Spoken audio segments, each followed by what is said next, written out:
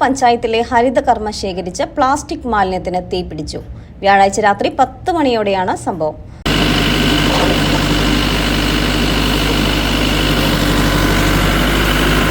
നനമുഖ ശ്രായിക്കടവ് റോഡിൽ സ്വകാര്യ കെട്ടിടത്തിൽ ശേഖരിച്ചു വെച്ച പ്ലാസ്റ്റിക് മാലിന്യങ്ങൾക്കാണ് തീപിടിച്ചത്.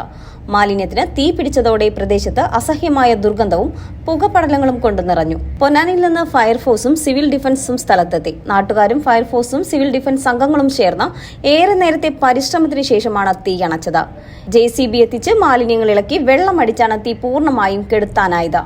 ഇതിനിടെ തീ അണയ്ക്കാൻ ശ്രമിക്കുന്നതിനിടയിൽ നാട്ടുകാരിൽ ചിലർക്ക് ശാരീരിക അസ്വസ്ഥത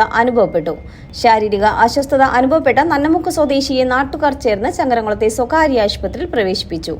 ജനങ്ങൾ തിങ്ങിപ്പാർക്കുന്ന പ്രദേശത്തെ മാലിന്യ കൂമ്പാരത്തിന് തീ പിടിച്ചത് പ്രദേശത്തെ ഏറെ നേരം ആശങ്കയിലാക്കി. നന്നമുക്ക് ഗ്രാമപഞ്ചായത്ത് പ്രസിഡന്റും മറ്റു മെമ്പർമാരും സ്ഥലത്തെത്തി നാട്ടുകാർക്കൊപ്പം രക്ഷാപ്രവർത്തനങ്ങളിൽ പങ്കുചേർന്നു.